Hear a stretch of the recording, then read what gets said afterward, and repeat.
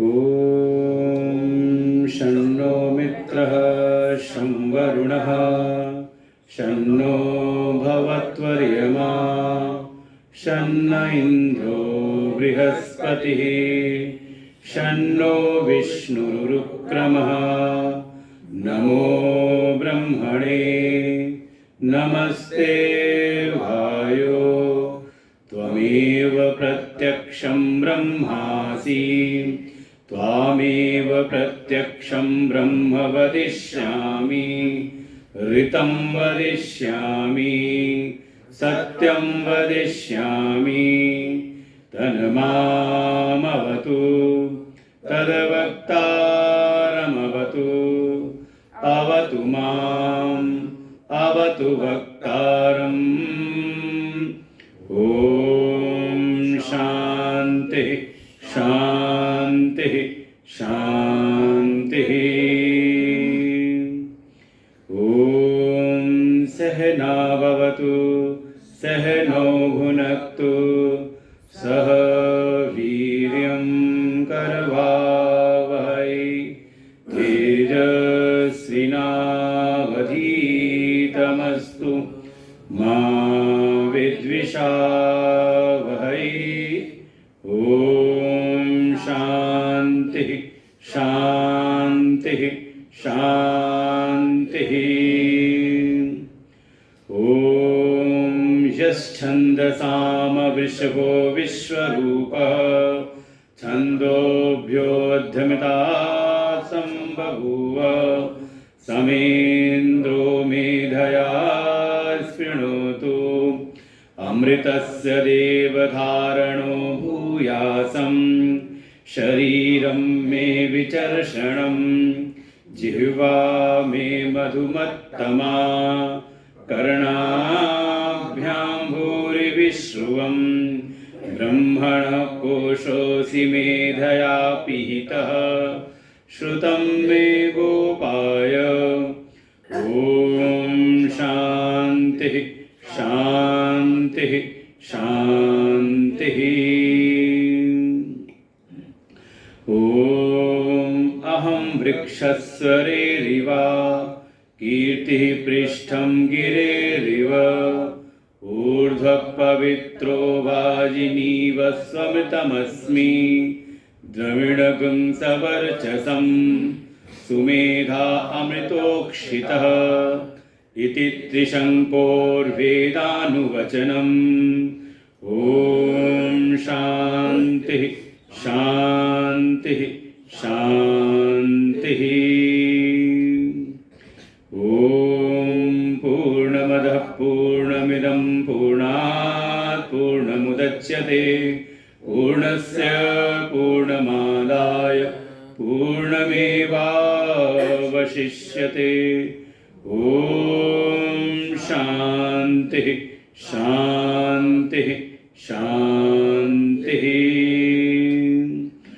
ॐ आप्यायन्तु ममाङ्गानि वाक्प्राणचक्षुः श्रोत्रमथो बलमिन्द्रियाणि च सर्वाणि सर्वं ब्रह्मोपनिषदं माहं ब्रह्म निराकुर्याम् मा ब्रह्म निराकरोत् अनिराकरणमस्त्वनिराकरणं मे अस्तु तदात्मनि निर्तेय उपनिषत्सु धर्मा ते मयि सन्तु ते मयि सन्तु। ॐ शान्तिः शान्तिः शान्तिः। ॐ वाङ्मे मनसि प्रतिष्ठिता मनो मे वाचि प्रतिष्ठितम् आविर्मयेधि वेदस्य म आणीस्थः श्रुतं मे मा प्रहासीरनेनाधीतेनाहोरात्रान् सन्दधाम्यरितं वदिष्यामि सत्यं वदिष्यामि तन्मामवतु तद्वक्तारमवतु अवतु माम् अवतु वक्तारम्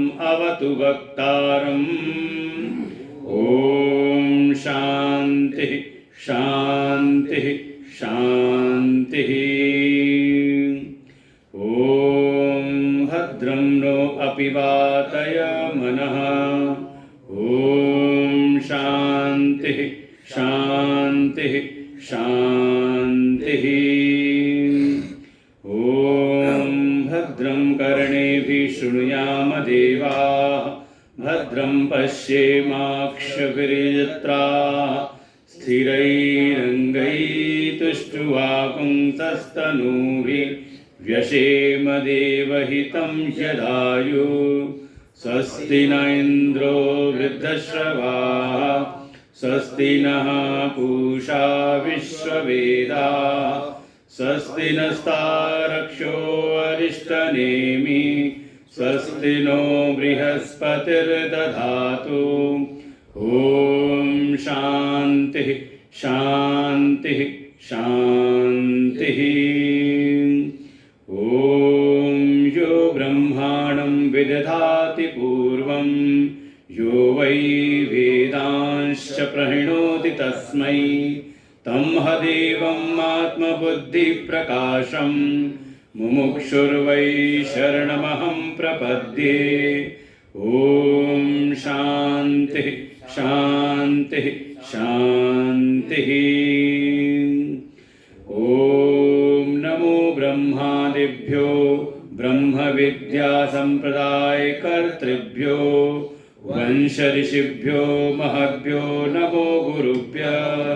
सर्वोप्लवरहितः प्रज्ञानघनः प्रत्यगर्तो ब्रह्मैवाहमस्मि ब्रह्मैवाहमस्मि। नारायणं पद्मभवं वसिष्ठं शक्तिं च तत्पुत्रपराशरं च व्यासं शुकं गौडपदं महान्तं गोविन्दयोगीन्द्रमथास्य शिष्यं श्रीशङ्कराचार्यमथास्य पद्मपादं च हस्तामलकं च शिष्यं तं तोटकं वार्तिककारमन्यान् अस्मद्गुरुन् सन्ततमानतोऽस्मि। सर्ववेदान्तसिद्धान्त गोचरं तमगोचरं गोविन्दं परमानन्दं सद्गुरुं प्रणतोऽस्म्यहम्।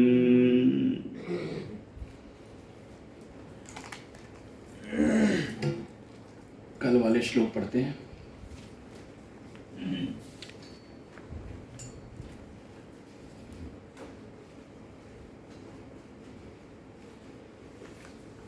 योऽयं विज्ञानमय प्राणेषु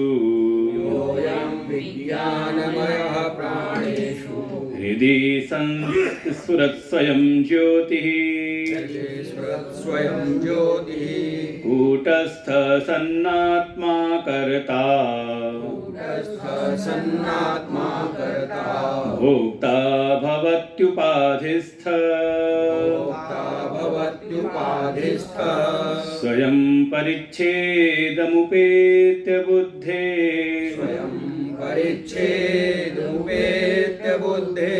तादात्म्यदोषेण परं मृषात्मनः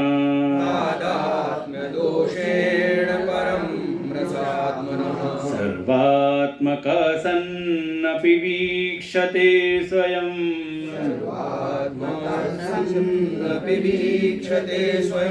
स्वतः पृथक्त्वेन मृदो घटानिव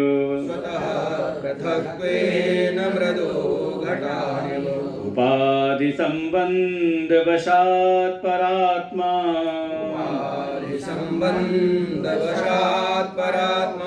युपाधिधर्माननुभाति तद्गुणः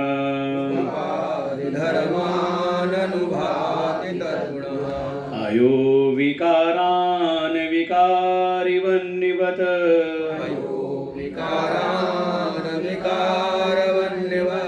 सदैकरूपो सदैकरूपोऽपि परस्वभावात्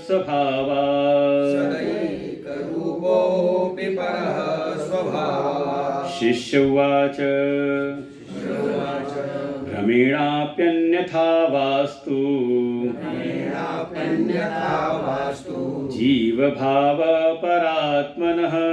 जीवभावः परात्मनः तदुपाधेरनादित्वा तदुपादेरनादित्वा नानादेनाश्रयिष्यते नानादेशाश्रयिष्यते अतोऽस्य जीवभावोऽपि अतोऽस्य जीवभावोऽपि नित्यो भवति संसृतिः नित्यो भवति संसृतिः न निवर्तेत तन्मोक्षः निवर्तेत तन्मोक्षः कथं मे श्रीगुरो वद श्रीगुरुवद श्रीगुरुर्वाच श्रीगुरुर्वाच सम्यक् पृष्टं त्वया विद्वन् सम्यक् पृष्टं त्वया विद्वन् सावधानेन तच्छृणु सावधानेन तच्छृणु प्रामाणिकी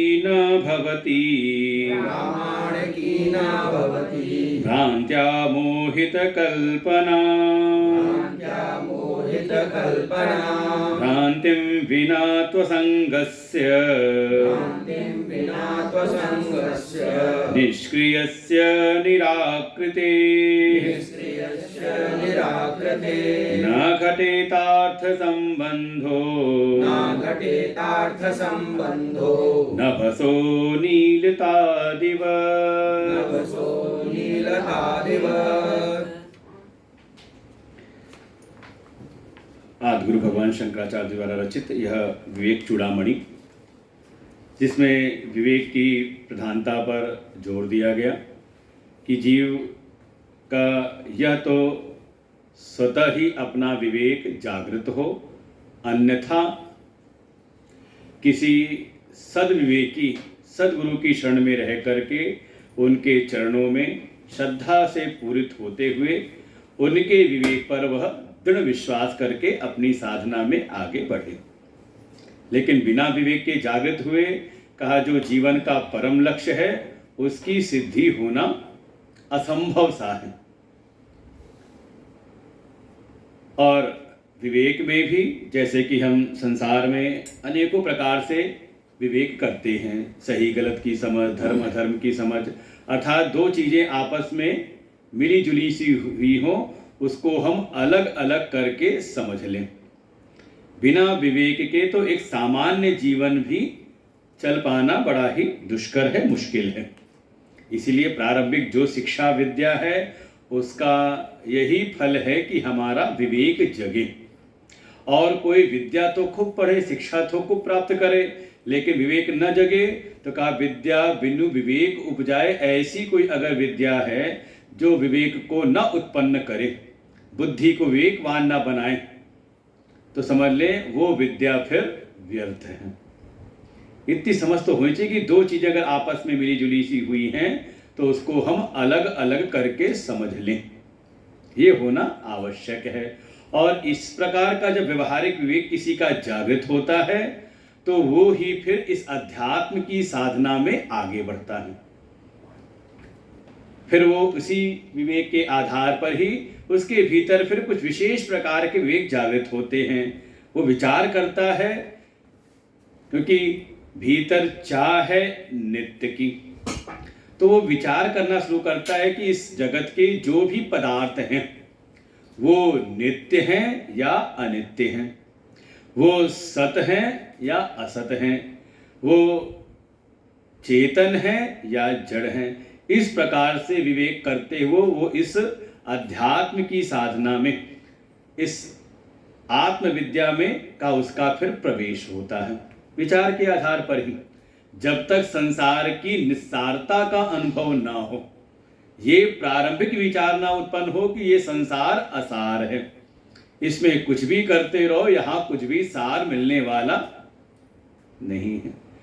जब तक ये प्रारंभिक विवेक न जागृत हो तब तक वो फिर इस अध्यात्म के मार्ग में, हो सकता है सत्संग, प्रवचन, कथा इत्यादि खूब सुनाता हो, लेकिन अगर ये विवेक जागृत नहीं हुआ तो समझ लें कि वो सबका सब उसका व्यर्थ है। इसीलिए शास्त्र भी कह देंगे, उपश्रुतियां भी कह देंगी, नायम आत्मा प्रवचनेन लभ्यो न मेधया न बहुना श्रुतेन। बहुत ज़्यादा प्रवचन सुन लेने मात्र से कोई सोचे कि हाँ हम हमारे जीवन का परम कल्याण हो जाएगा, तो कहा संभव ऐसा है नहीं। हाँ, उस प्रवचन सुनने के द्वारा उसका विवेक जागृत हुआ है कि नहीं, कम से कम इतना तो समझ में आने लगे ना कि हाँ हमने जो अपने जीवन के लिए जो लक्ष्य का निर्धारण किया है उसमें क्या सहायक है और क्या बाधक है। तो इतना विचार तो आना चाहिए ना जीवन में। कम से कम हमने लक्ष्य बनाया है कुछ और हम साधन में लगे हुए हैं जो उसकी ओर लेके नहीं जाती बल्कि उससे दूर लेकर के जाते हैं। तो अगर ऐसी स्थिति मन के भीतर है तो कहा फिर वो इस मार्ग में बढ़ जाए तो कहा ऐसी संभावना कम ही दिखती है। और इसी आधार पर विवेक करते हुए ही इसमें जो विवेक कराया, क्योंकि हमारा लक्ष्य है अपने आत्मस्वरूप में स्थित होना, तो यहाँ जो है आचार्य हमें विवेक कराते हैं आत्मा और उससे पृथक जो अनात्मा है। भाई जब आत्मस्थिति प्राप्त करनी है, आत्मा में स्थित होना है, तो जानना तो पड़ेगा ना कि आत्मा क्या है और आत्मा से व्यतिरिक्त आत्मा से अलग अनात्मा क्या है। भाई ऐसा विचार करने के बाद ही तो हम अनात्मा का त्याग करेंगे और आत्मा में स्थिति प्राप्त करेंगे। और अगर ये आत्मा अनात्मा को ही हमने ठीक से नहीं जाना, ठीक से उसका विचार नहीं किया, तो फिर हम अपनी इस आत्मविद्या में, इस आत्म स्थिति के मार्ग में शायद उतनी अच्छी प्रकार से आगे बढ़ नहीं सकते। और इसी क्रम में क्रमशः विचार कराया अनात्माओं का। क्या क्या अनात्मा है, तो उसको पहले शरीर के स्तर पर बताया कि ये जो स्थूल शरीर है ये आत्मा नहीं है, क्योंकि कुछ आत्मा के भी लक्षण बताए हैं। आत्मा सत है, चित है, आनंद स्वरूप है, नित्य है, सत है। लेकिन ये जो स्थूल शरीर दिखाई देता है ये एक समय नहीं था, एक समय हुआ और एक समय फिर ये नष्ट हो जाता है। तो ऐसा जिसमें भी विकारी भाव है वो आत्मा नहीं हो सकता। तो ये जो स्थूल शरीर दिखाई दे रहा है इसको आत्मा न जानो, न समझ लो इसको, क्योंकि अभी तक का जितना जीवन है वो हम इस शरीर को ही आत्मा मान करके जी रहे थे। तो जान लिया कि ये शरीर अनात्मा है, तो इससे फिर अपने मन को हम अलग कर लें। फिर कहा अच्छा इसके भीतर है जो इस शरीर में रह करके अहम भाव करता है, भीतर जो है सूक्ष्म शरीर, क्या वो आत्मा है? तो उसका भी विचार कराया कि जो भीतर सूक्ष्म शरीर है जिसमें इंद्रियां हैं, जिसमें 10 इंद्रियां हैं, 5 प्राण हैं, 4 अंतःकरण हैं, इन सब घटकों से युक्त जो सूक्ष्म शरीर है उसमें भी कहीं न कहीं विकार दिखाई देते हैं, उसमें भी कहीं तीव्रता, मंदता और कभी कभी बिल्कुल शिथिलता दिखाई देती है। तो ऐसे स्वभाव वाला भी कहा वो आत्मा नहीं हो सकता है। सूक्ष्म शरीर को भी समझाया, उससे भी भीतर का इन दोनों शरीरों का जो हेतु है, कारण है, कारण शरीर क्या है? कहा अज्ञान ही कारण शरीर है। का उसको भी जाने। का इन तीनों को ही जिससे सत्ता प्राप्त होती है, तीनों को ही सत्ता देने वाला इन तीनों शरीरों से व्यतिरिक्त, स्थूल सूक्ष्म कारण शरीर व्यतिरिक्त इन तीनों शरीरों से व्यतिरिक्त जो है वो अपना आत्मा है। ऐसे तीनों शरीरों का विचार करा करके उससे अपनी आत्मा का अनुभव कराया। फिर क्रमशः ही इसी प्रकार से ही 5 कोशों का विचार प्रारंभ किया।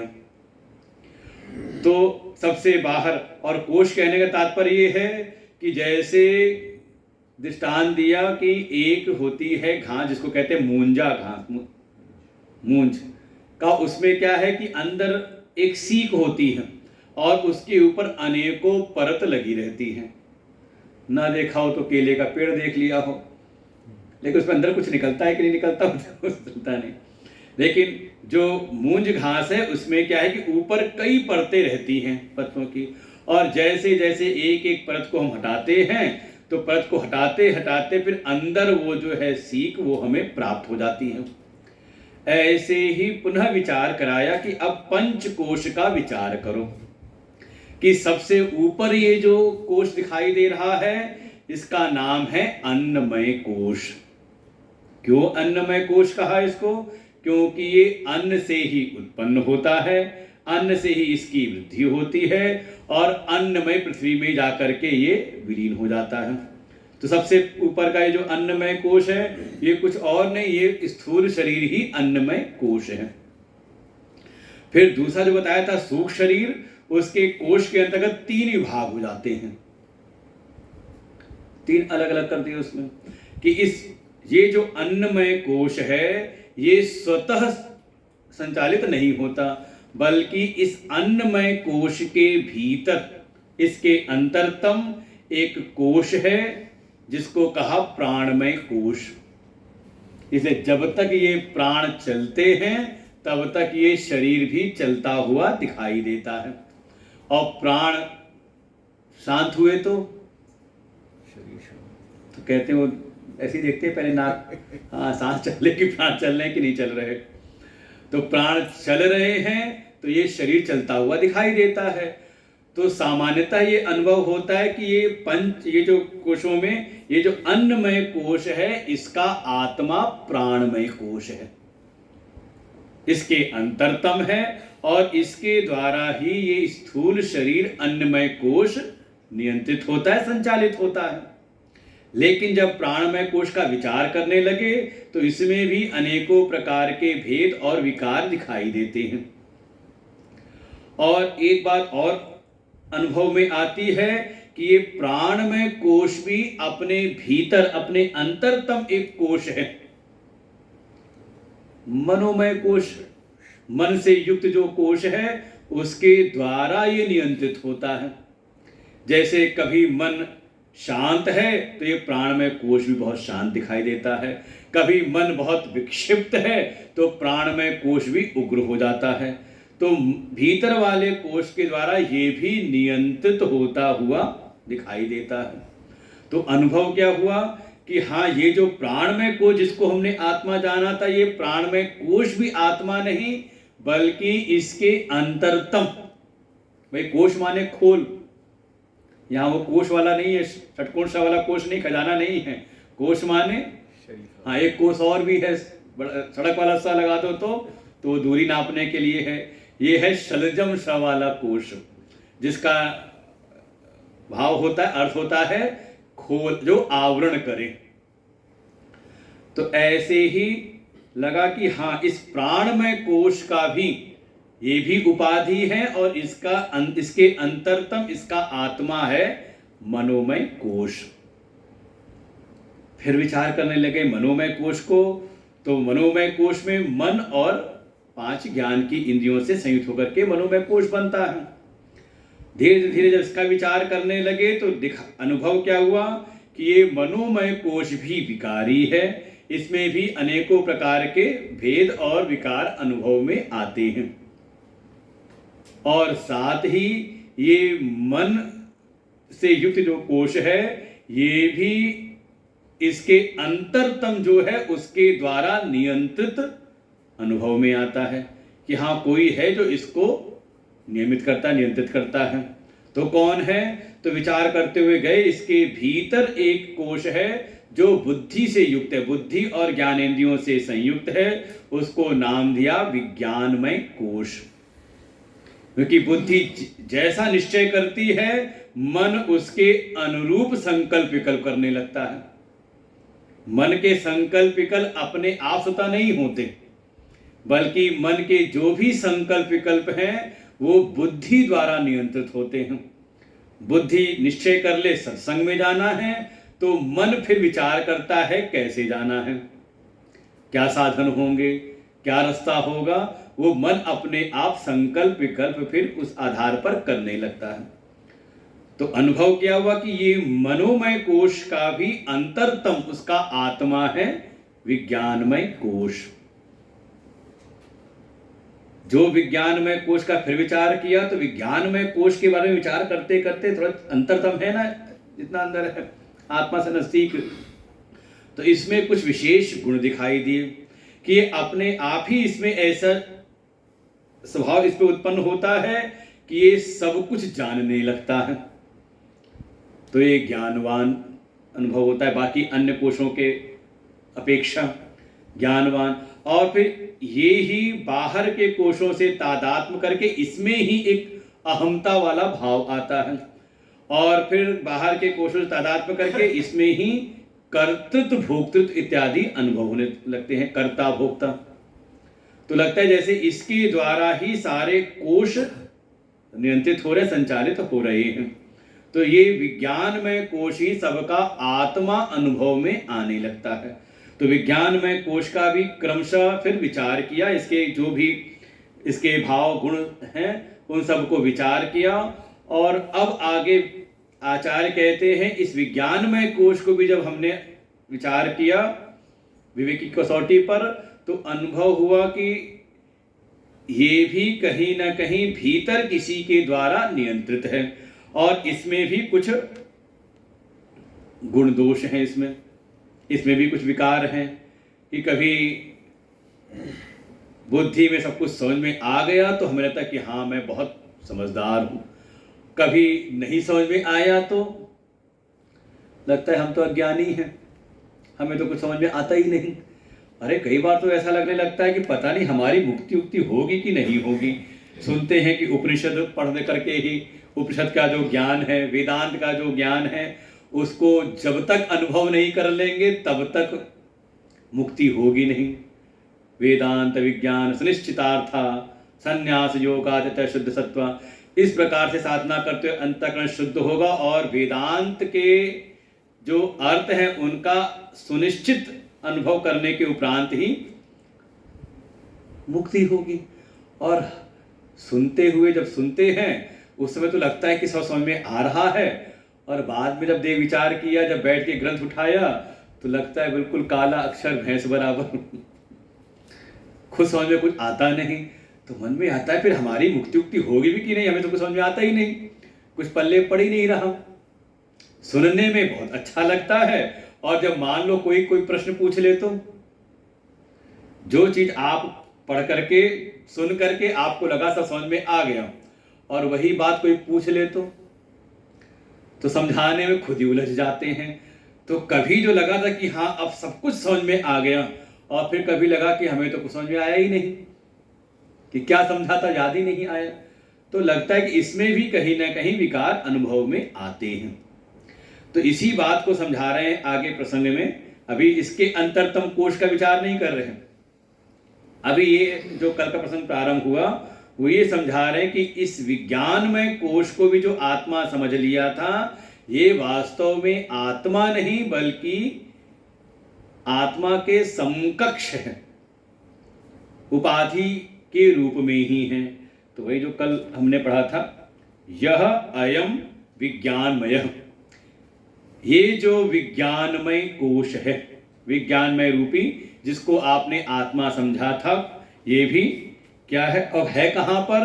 कहा प्राणेषु हृदय, भीतर अंदर कहीं जहाँ प्राण है, और भीतर ही अपने हृदय में जो है स्थान, भाई हृदय एक अंदर है ना खाली स्थान जहाँ प्राणों का संचार हो रहा है, तो वहीं ही ये जो विज्ञानमय कोश रूपी जो आत्मा है जो स्फुरित हो रहा है, प्रकट हो रहा है।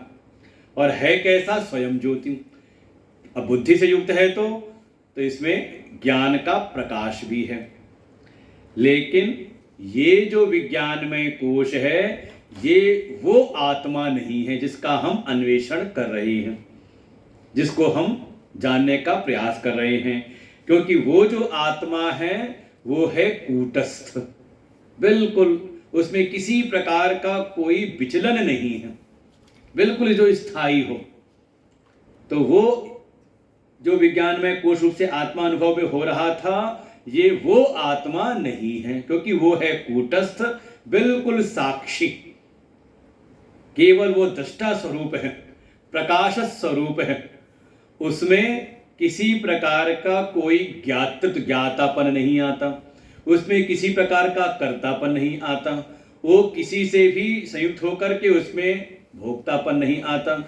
लेकिन ये जो भीतर आत्मा रूप विज्ञान में कोश है, इसमें कहीं ना कहीं ये भावना आती है कि मैं जान गया। ये अनुभव होता है, अरे आज तो हमने बिल्कुल आत्मा को जान लिया। तो क्या हो गया? कहा ज्ञातापन आ गया। फिर इस ज्ञान क्रिया का भीतर करते, अरे मैंने जाना ना, जान लिया मैंने, तो कर्तापन भी आया। और साथ ही अरे बड़ा आनंद आज अनुभव, उसको आत्मा को हमने जान लिया। तो कैसा लगा? अरे पूछो मत, बड़ा मजा आ रहा है। तो क्या हो गया? आप भोक्तापन भी आ गया भीतर। तो ये जो विज्ञान में रूप जो आत्मा आपने अनुभव किया था, विज्ञान में कोश कोई आत्मा अनुभव किया था, इसमें ज्ञातापन, इसमें कर्तापन, इसमें भोक्तापन, ये सब आते हैं। लेकिन जो अपना शुद्ध चैतन्य आत्मा है वो इन तीनों से ही रहित है। उसमें किसी प्रकार का ये ज्ञातापन, कर्तापन और भोक्तापन नहीं आता। वो केवल साक्षी स्वरूप है, सबका प्रकाशक है, दृष्टा स्वरूप है।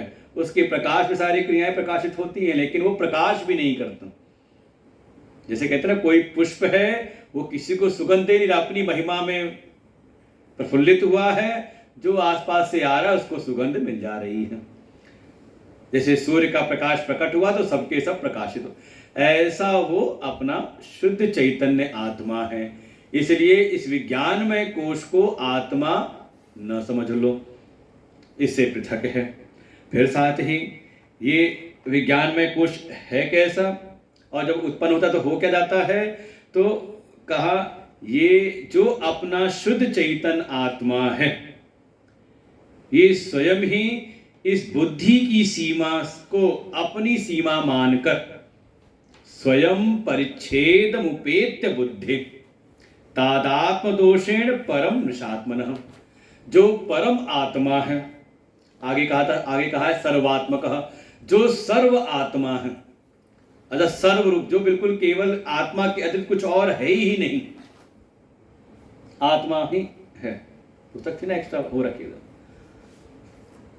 है, तो सब कुछ आत्मा ही सर्व रूप है। वो जो सर्व रूप है उसने एक सीमित बुद्धि में कर लिया आत्मभाव तादात्म करके। भाई एक सीमित बुद्धि है ना हमारी, उसके द्वारा इसमें कर लिया इसने तादात, उसमें आत्मभाव किया, और इस तादात्म दोष के कारण ही इसने एक सीमित व्यक्तित्व को ही अपना आत्मा स्वीकार कर लिया, जो है सर्व रूप में।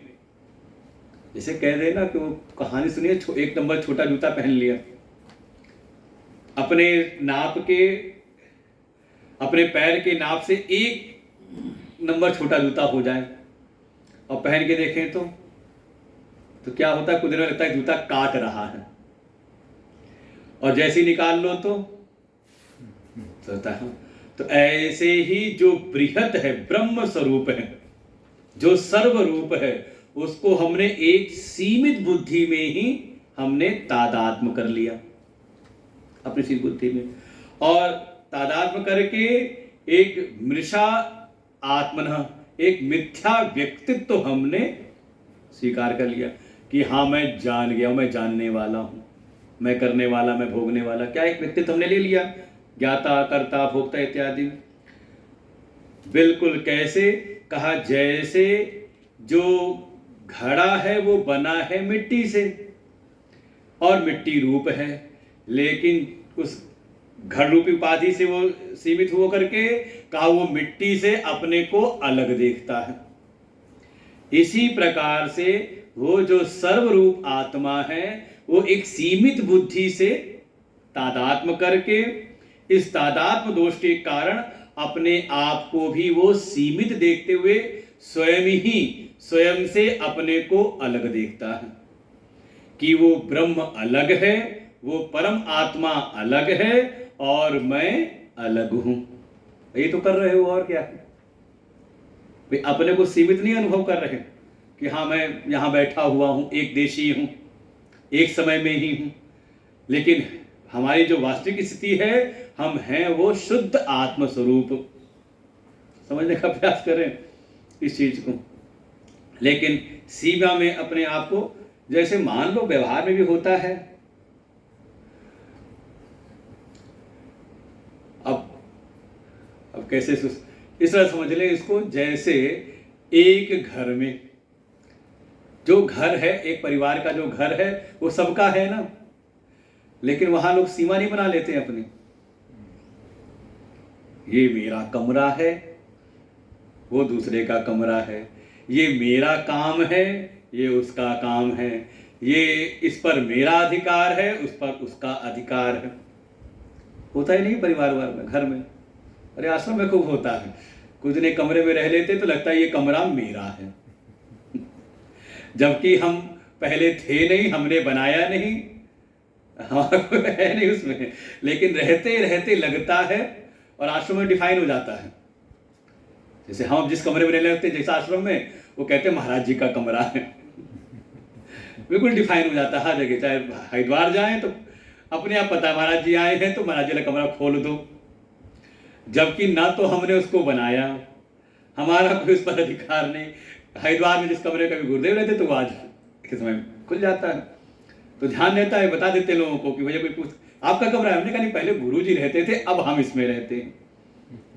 लेकिन क्या है कि एक सामान्य स्थिति में देखें तो लोग उसमें बिल्कुल, और कई बार ऐसा होता है कि व्यवस्थाओं में जब कभी कमरा बदलना पड़े ना, खाली करना पड़े, अरे छोड़ो उतनी तो बात है, ये तो बहुत हो गई।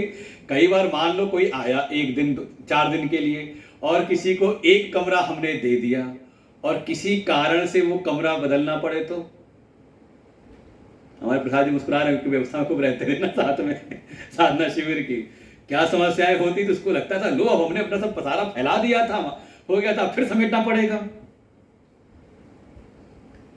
तो जैसे कहा एक घर है, वो घर सबका है, पूरे घर पे कहे तो, इसलिए हम कभी कोई पूछता आपका कमरा कौन सा है, हम कहते हैं सारे कमरे हमारे हैं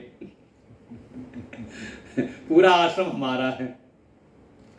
एक देशी नहीं होते, बल्कि सर्व में अपना भाव रहता है। लेकिन स्थिति ऐसी सामान्य स्थिति कि वो किसी एक देश में ही अपने को सीमित कर लेता है, एक कार्य में ही अपने को, बिल्कुल ये होता है। उनको लगता है कि जैसे ये हम लोग को अनुभव किया आश्रमों में कि कोई चीज पड़ी हुई है, लोग वहीं से निकलते रहेंगे, जाते रहेंगे, लेकिन उनको ये अनुभव नहीं हो, ये समझ में नहीं आता कि ये हमारा, इसको उठा के हम किनारे कर दें। व्यवस्थाओं में, संस्थानों में खूब होता होगा, मजदूर लगा रखे सबके काम, अगर विभाग है कि हाँ तुम्हारा ये काम है, तुम्हारा ये काम है, और मान लो कोई ऐसी चीज रख गई, वो इसे ऐसे कहते हैं कि एक समय 2 आदमी कार्य कर रहे थे, एक गड्ढा खोद रहा था और एक गड्ढे को पाट रहा था। 2 आदमी लगे थे काम पर। एक आदमी किनारे बैठे सुबह से शाम तक उसको देखता रहा, ये कर क्या रहे हैं। एक गड्ढा खोदता जा रहा है और दूसरा पीछे से मिट्टी भरता जा रहा है, आखिर कर क्या रहे हैं। तो शाम तक उससे रहा नहीं गया, उसने पूछ लिया कि भैया ये कर क्या रहे हो तुम सब, सुबह से देख रहा हूं मैं तुम लोग यही काम कर रहे, गड्ढा तुम एक खोद रहे हो और ये मिट्टी भर रहा है, कर क्या रहे हो। उसने कहा हम सब सरकारी ठेकेदार हैं, हमें ठेका मिला था।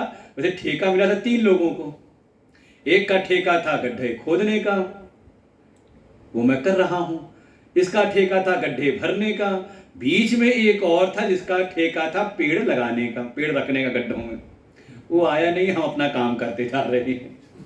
क्या है, बिल्कुल एक सीमा वो बना लेते हैं कि हाँ कि ये मेरा है, अपना कर लिया।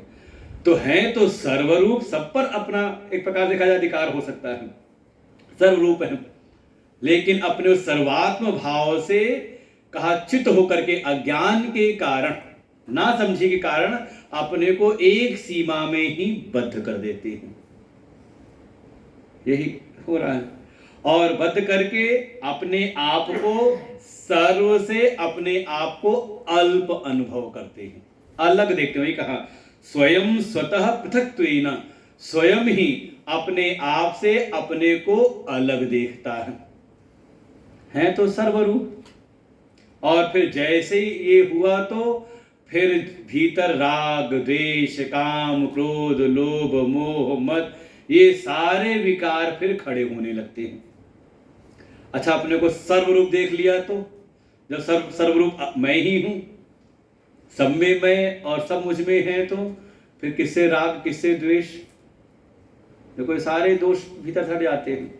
यही है सर्वात्म भाव में जो आ जाए, निज प्रभु मैं देखई जगत के ही संग करऊं विरोध, फिर किससे विरोध किससे द्वेष रहेगा?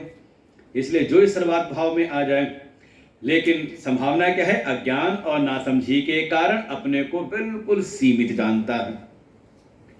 फिर उपाधि संबंध वशात परात्मा उपाधि धर्म अननुभाति तद्गुण। देखो जो ये उपाधियां हैं, विज्ञानमय बुद्धि की उपाधि, मनोमय मन की उपाधि, प्राणमय प्राण की उपाधि और अन्नमय इस शरीर की उपाधि, इस उपाधि के वश होकर के ही जो परम आत्मा है, परम तत्व है, वो इस उपाधि के वश होकर के उपाधि से ही अपना संबंध जोड़ करके फिर इन उपाधियों के जो धर्म हैं वो अपने ऊपर आरोपित कर लेता है, प्रतीति होने लगती है।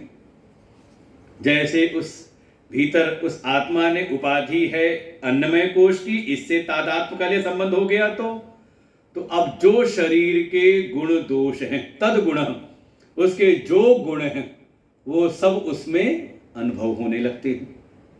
मैं मोटा हूं, मैं पतला हूं, मैं काला हूं, मैं गोरा हूं, मैं सुंदर हूं, मैं कुरूप हूं, मैं लंगड़ा हूं, मैं लूला हूं, हो रहा है कि नहीं? सब हूं मैं उससे अलग आत्मरूप। लेकिन जब शरीर अन्नमय कोश से कर लिया तो ऐसा हो गया, ऐसे ही प्राणमय कोश से किया तो उसके गुणधर्म अपने में होने लगते हैं, भूख प्यास इत्यादि। मनोमय कोश से कर लिया तो सुखी दुखी, और वैसे ही विज्ञानमय कोश से जब तादात्म्य कर लिया तो भीतर आ गया ज्ञानी अज्ञानी, कर्ता अकर्ता, भोक्ता भोक्ता, ऐसे सारे उसके जो गुण हैं उपाधि के वो अपने में आरोपित होने लगते हैं। कैसे? कहा जैसे एक विकार से रहित अग्नि से तादात्म्य हो गया विकारी लोहे के कणों का, तो लोहे के कणों में ऐसा तादात्म्य हो गया कि अग्नि उस जो लोहे के कण हैं उसके ही गुण धर्मों से युक्त हो जाती है।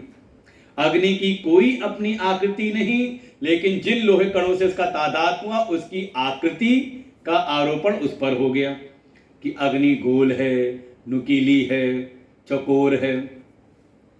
अग्नि में कोई आकृति है नहीं, लेकिन तादात्म्य के कारण उसमें आरोपित हो गए। अग्नि का अपना कोई वजन नहीं है, लेकिन लगता है कि नहीं 10 किलो की अग्नि है। बिल्कुल अच्छा, कई बार हुआ होगा, कहा तवे ने जला दिया, तवा जला सकता है? कढ़ाई ने जला दिया, कढ़ाई जला सकती है? कढ़ाई तवा सब क्या है? लोहा है, और लोहा है पृथ्वी तत्व। पृथ्वी तत्व में कोई ऐसी उष्णता होती नहीं, तो हो गया तो कैसे हो गया? कहा उसका जो तादात्म्य हुआ, जैसे उष्ण जल, गर्म जल, जल का स्वभाव है शीतलता, लेकिन अग्नि के साथ उसका तादात्म्य हुआ तो उसमें फिर वही जो गुणधर्म है जो जल के में ही आरोपित हो गए। ऐसा तो ऐसे कारण ही जो अपना सदा ही एक रूप है, सर्व रूप है, ऐसा जो आत्मा है उसमें उन उपाधियों के गुण धर्म के प्रभाव के अनुसार उसमें वैसे वैसे स्वभाव दिखाई देते हैं। इसलिए इसका विचार करते हुए अपनी आत्मा को उससे अलग जानो। समझा दिया इतना। अब मन में आया शिष्य के कि आपकी बात गुरुदेव, आपकी बात तो बिल्कुल ठीक है, मुझको जच गई कि एक है आत्मा और दूसरा है अनात्मा, और ये आत्मा अनात्म उपाधियों से युक्त होकर के ही अनात्म उपाधियों के गुणधर्म को स्वीकार कर लेता है, तादात्म्य हो जाता है, और तादात्म्य होकर के उसमें जीवत्व आ जाता है, जीव भाव आ जाता है। तो मन में बात ये आई, ये जो अनात्म उपाधियां हैं, ये कहा था ना कल प्रश्न में कि चलो ये जो इनका तादात्म्य हो रहा है ये अज्ञान के कारण हो रहा है, मान लिया। या किसी और कारण से हो रहा हो, ये भी हम मान सकते हैं। भ्रमेण अपि वा अन्यथा, चाहे वो भ्रम के कारण हुआ हो या किसी भी कारण से इनका जो आपस में तादात्म्य हो रहा है, आत्मा का अनात्मा के साथ तादात्म्य हुआ और उससे उत्पत्ति हो गई जीव भाव की। बिल्कुल हो गया, समझ में आ गई इतनी बात। तो फिर ये जो अनाप उपाधियां हैं ये कैसी हैं? तो ये अनाप उपाधियां जो उत्पन्न हुई हैं ये माइक है, माया से उत्पन्न हुई हैं। और माया को आपने बताया था कि माया है अनादि, जिसका आदि कब से है का कुछ कह नहीं सकते। कुछ चीजें अनादि मानी गई, जैसे अपना आत्मा ब्रह्म ये अनादि है, ऐसे ही माया भी अनादि है, जीव भी अनादि। कब से हुआ है नहीं कह सकते। अविद्या, हम किसी वस्तु को नहीं जानते, हम पूछे कब से नहीं जानते? कल से नहीं जानते कि 1 साल पहले से नहीं जानते? कहा नहीं, जो भी कहीं अज्ञान है, अविद्या है, वो क्या है? अनादि है। कब से है कुछ पता नहीं, लेकिन ज्ञान के द्वारा वो शांत हो जाता है। तो लेकिन इस शिष्य ने इस तरह से पूछा कि बात तो समझ में आ गई कि इनका तादात्म्य हुआ है, आत्मा और अनात्मा का आपस में तादात्म्य हुआ, उससे प्रकट हुआ जीव भाव। बिल्कुल ठीक है। और ये जो अनाथ उपाधियां हैं ये सब की सब अनादि हैं, और अनादि का न अनादे नाशा इष्यते। और हमने ऐसा सुना है कि जो अनादि है उसका नाश नहीं होता, जो अनादि है वो अनंत होता है, ऐसा हमने सुना है। तो अब आप बताओ, अतो अस्य, अब फिर ये बताइए कि इसका ये जो जीव भाव है ये भी तो नित्य हो गया ना। जीव भावो अपि अतो नित्य, फिर तो ये जीव भाव भी नित्य हो गया, और नित्य हो गया तो संसृति न निवर्तेत। तो इस जीव का ये जो संसरण है, पुनरपि जननम पुनरपि मरणम पुनरपि जननी जठरे शयनम, ये लोक लोकांतर में इसका आवागमन जो है, ये जो इसका संसार रूपी जो संसरण है, कहा ना निवर्ते, फिर इसकी निवृत्ति तो होगी नहीं। और जब इसके संसरण की निवृत्ति होगी नहीं, इसका संसरण बना ही रहेगा, तो कथम मुक्ति? फिर जो जिस मुक्ति की आप बात कर रहे थे वो मुक्ति कैसे होगी? हे श्री गुरु वद, हे गुरुदेव, अब आप मुझको यही बात बताइए। मेरे मन में ये प्रश्न उत्पन्न हुआ है कि आपने जो समझाया आत्मा और अनात्मा, इनको तो मैंने समझ लिया अच्छी प्रकार से कि 3 शरीर जो हैं वो अनात्मा हैं और आत्मा उससे अलग है।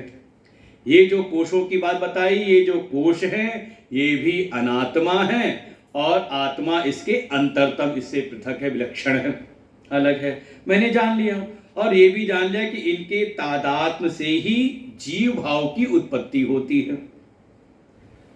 लेकिन मन में ये आया कि ये जो अनाद पदार्थ हैं ये अनादि माया से उत्पन्न हुए हैं, और जिसको अनादि हम कहते हैं वो हो जाता, भाई किसी का अगर आदि है तो उसका अंत निश्चित है, ये हम बार बार सुनते हैं।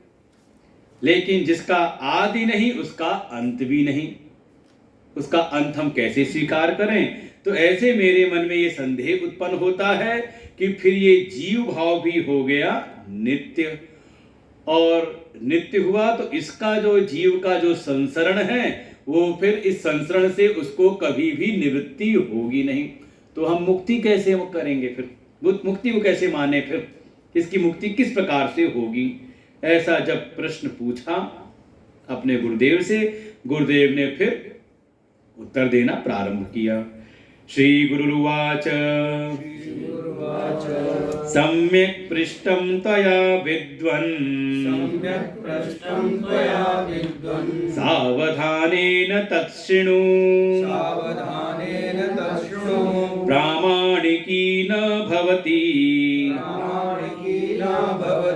भ्रान्त्या मोहितकल्पना भ्रान्त्या मोहितकल्पना सम्यक् पृष्टं त्वया विद्वन् सम्यक् पृष्टं त्वया विद्वन् सावधानेन तत्शृणु सावधानेन तच्छृणु प्रामाणिकी न भवति प्रामाणिकी न भवति भ्रान्त्या मोहितकल्पना।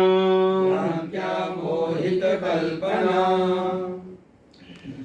आचार्य ने बड़ी प्रसन्नता के साथ में समझ लिया कि चलो सुनते सुनते इतने दिन वेदांत का स्वाध्याय किया तो कुछ बात तो इसके भीतर पकड़ में आ गई, ग्रहण कर लिया। कम से कम इतना समझ लिया कि हाँ कुछ आत्मा होता है कुछ अनात्मा होता है, इतना तो इसने विचार कर लिया। और इतना विचार कर लिया तो ये अब कोई साधारण शिष्य नहीं है, अब ये कौन है, कहा ये विद्वान है, इसलिए ये संबोधित किया है, हे विद्वान, हे विद्वान शिष्य। इसीलिए महात्माओं को बहुत अपने आप को बिल्कुल हर समय अपडेट रखना पड़ता है, और यही से अंतर हो जाता है कथावाचकों में और महात्माओं में जो स्वाध्याय में निरंतर लगे रहते हैं। क्योंकि कई बार समाज में आप बहुत अगर सीमित, अगर अपनी धारणा में है, सीमित अगर क्षेत्र में है, इस ज्ञान में है, और कहीं पहुंच गए और कोई धाकड़ ऐसा प्रश्नकर्ता मिल जाए, बिल्कुल मिलते फंसाते हैं, कहाँ से प्रश्न निकाल करके बड़े बड़े विद्वान मिलते हैं। लगता है कि साधारण से हैं, लेकिन कोई प्रश्न उन्होंने ऐसा पूछा कि फिर विचार करना पड़ता है कि हाँ बात तो इसने बहुत सटीक पूछी है, आज तो इसने फंसाया। तो ऐसे ही गुरुदेव ने उस शिष्य की योग्यता को देख के कहा अब ये साधारण नहीं है, ये स्वाध्याय इत्यादि करके आया हुआ है, इसने अच्छी प्रकार से भीतर विचार किया है। कहते हे विद्वान, हे विद्वान शिष्य, सम्यक पृष्ठम त्वया, तुम्हारे द्वारा बड़ा ही उचित प्रश्न पूछा गया है। थोड़ी प्रशंसा भी की उसकी। अब मान लो अगर कोई प्रश्न पूछो, और कई बार इसीलिए कहते हैं जो साधक होते मन में प्रश्न तो होता है, पूछ नहीं पाते, मन में आता है कहीं हमने पूछा और गुरु जी कहते अरे मूर्ख तुम्हें इतना समझ में नहीं आता। होता है कि नहीं, कहीं ऐसा तो नहीं चार लोग बैठे हुए हैं, कई बार लोग कहते हैं हमें अकेले में पूछना है। मन में कहीं यही होता है, कहीं ऐसा तो नहीं कि हमारा जो प्रश्न है वो मूर्खतापूर्ण ना हो, ऐसा नहीं हो तो भले अच्छे से अच्छा, लेकिन ऐसा सिद्ध ना हो जाए कि हमारा प्रश्न बहुत ही बिल्कुल निचले स्तर वाला है। और इसी कारण से कई बार वो प्रश्न पूछने की हिम्मत नहीं होती, तो उसके लिए थोड़ा प्रोत्साहन देने कहते अरे सम्यक पूछा, तुमने बहुत ही अच्छी प्रकार से प्रश्न पूछा है, इसलिए सावधानेन तत्शृणु, इसलिए अब इसके उत्तर को बिल्कुल सावधानी पूर्वक सुनो। ये सब कई जगह आता है, मानस में भी आएगा। लक्ष्मण जी ने पूछा तो भगवान कहेंगे अब बिल्कुल अपनी मन बुद्धि चित्त को ला करके सावधान पूर्वक सुनो। सावधान मनमति पन्नीमति चित्त लाए करके है वहां पर चौपाई। शबरी माँ को भी कहते हैं बिल्कुल सावधान होकर सुनो। राजा परीक्षित को सुखदेव जी आखिरी में कहते हैं बिल्कुल अब सावधान होकर के सुनो, मैं बिल्कुल अंतिम उपदेश देने जा रहा हूं, जिससे कि उसका पूरा जो आकर्षण है वो इस ओर ही, उसकी एकाग्रता एक इस ओर ही रहे। ऐसा ना हो कि उसका मन हल्केपन में रहे कि चलो पूछ ले, क्योंकि ऐसा होता है कई बार कि हाँ पूछा हमने और फिर शायद उत्तर के प्रति हमारी उतनी सजगता, क्योंकि कहीं ना कहीं भीतर रहता है अरे आज हमने बड़ी बढ़िया बात पूछ ली, तो उत्तर जानने की भी इच्छा नहीं होती। लगता है कि हमारी प्रतिष्ठा तो हो गई, देखो हम बहुत अच्छे साधक के अच्छे प्रश्न करता है, आज हमने ऐसा प्रश्न पूछा सब चकित हो गए। ऐसी एकाग्रता भंग ना हो, सावधानी बनी रहे। आचार्य कहते तुमने बड़ा अच्छा प्रश्न पूछा, सम्यक पृष्ठम, बिल्कुल सम्यक प्रकार का तुमने प्रश्न पूछा है, अब इसको सुनो, सावधानी पूर्वक सुनो। जो बात तुमने कही ना वो एक सामान्य स्तर की बात है। अब देखो आगे लेकर क्या आ रहे हैं इस बात के, भ्रांत्या मोहित कल्पना न भवति प्रमाणिकी। कोई चीज अगर किसी के भ्रम के कारण कल्पित हो तो उसको फिर यथार्थ नहीं माना जाता। अब आगे बहुत विशेष बात उत्पन्न होने वाली है, जो हम बार बार सुनते हैं ना, उमा कहूँ मैं अनुभव अपना, सत हरि भजन जगत सब सपना। ये बोलते तो रहते हैं ब्रह्म सत्यम जगन मिथ्या, लेकिन दाल में नमक कम है। होता तो नहीं है।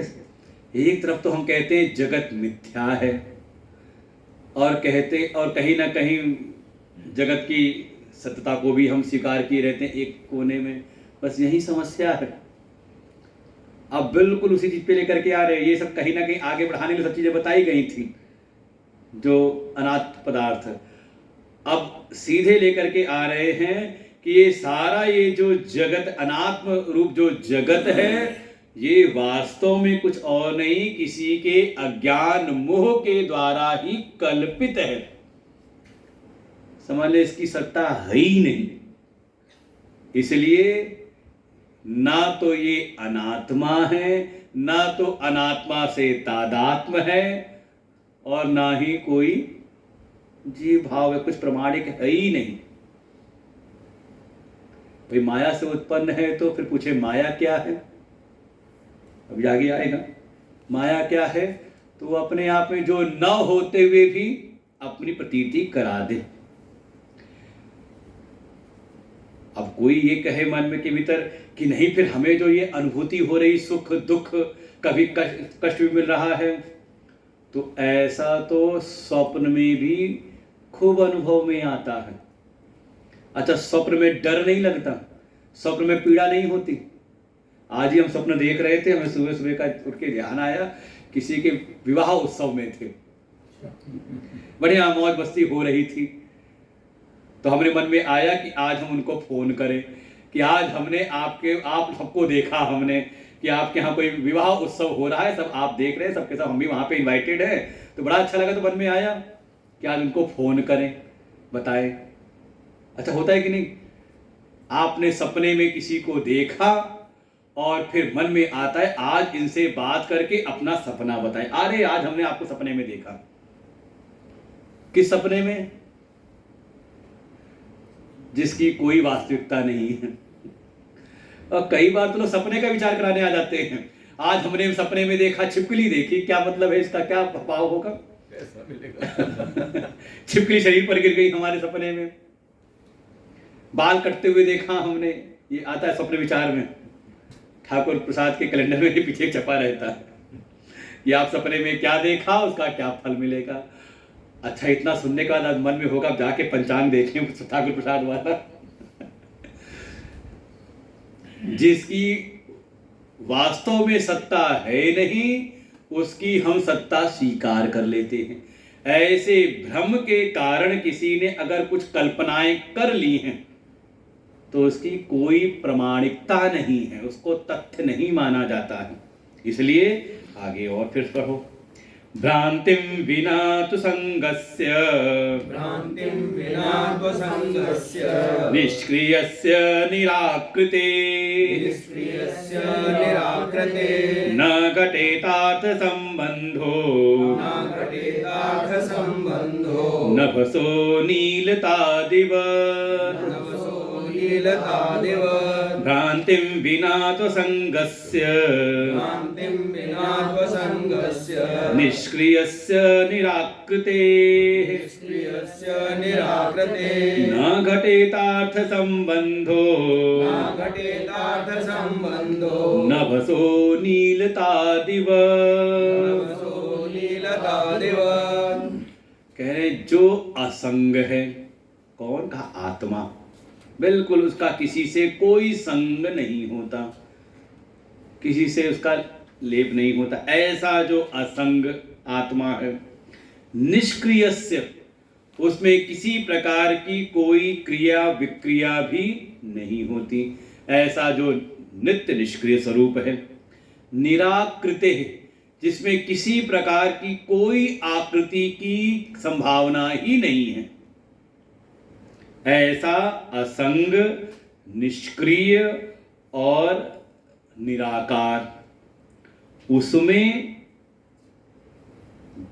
घटेत अर्थ संबंधो, उसमें संसार के पदार्थों का संबंध हो जाए, भ्रांतिम बिना न, बिना भ्रांति के ऐसा हो ही नहीं सकता। कैसे? कहा जैसे आकाश में नीलिमा है, कुछ नीला आकाश, नीला रंग, कुछ नील घोल के रखी हो भगवान ने ऊपर आकाश में, लेकिन जहां भी अनंत आकाश होता है तो जहां पर हम खड़े हैं वहां से हमें पूरा एक नीला आकाश का अनुभव होता है कि हाँ कुछ ऊपर जाएंगे तो एक नीली छतरी सी हमें मिलेगी। लेकिन ज्यों जो ऊपर चलते चले गए तो ऐसा कोई नीलापन, वहां पर नीला रंग दिखाई देता नहीं, बल्कि बस एक अनंत आकाश की अनुभूति वहां होती है। लेकिन भ्रम से यहां जहां हम खड़े हैं पृथ्वी पर, यहां से देख करके एक भ्रम होता है कि हाँ कोई नीला आकाश है। जैसे कभी तेज में सूर्य की रश्मियों में हमें जल का आभास हो जाता है, अनेकों ऐसे हैं जहां कहीं कई बार भ्रम के कारण जिसमें गति नहीं उसमें गति का अनुभव होता है, और जो हमेशा गतिमान है वो स्थिर अनुभव होता है। ऐसा अनेकों प्रकार से हमें अनुभव व्यवहार में होता ही होता है। अच्छा, पृथ्वी में गति है कि नहीं? चल रही है पृथ्वी, घूम भी रही है और चल भी रही है, गतिमान है, अनुभव हुआ कभी? सूर्य स्थिर है लेकिन उसमें गति दिखाई दे रही है, हो रहा है कि नहीं?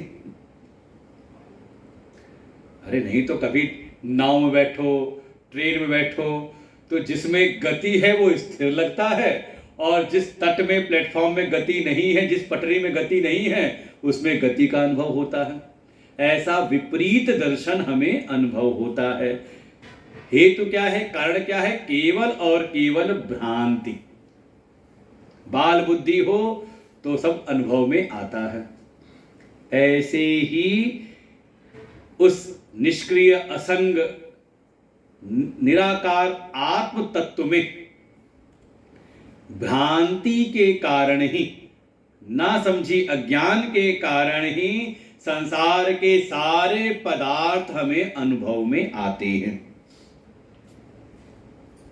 अरे स्वप्न में ही दे समझ लो, कुछ ना होते हुए भी सब कुछ दिखाई देता है। उसमें 5 महाभूत हैं, उसमें पृथ्वी, जल, अग्नि, वायु, आकाश है, फिर उससे निर्मित अनेकों प्रकार के पिंड, पूरा ब्रह्मांड ही दिखाई देता है। किस कारण से? का बस स्वप्न के कारण, भ्रांति के कारण ही सब कुछ दिखाई देता है। जो हमने कल्पना नहीं भी की वो सब भी वहां कल्पित होकर दिखाई देता है, सोचा भी नहीं, लेकिन जागते ही सब गायब हो जाता है। ऐसे ही उस आत्म तत्व में ये सब का सब जो दिखाई दे रहा है सब भ्रम के कारण है।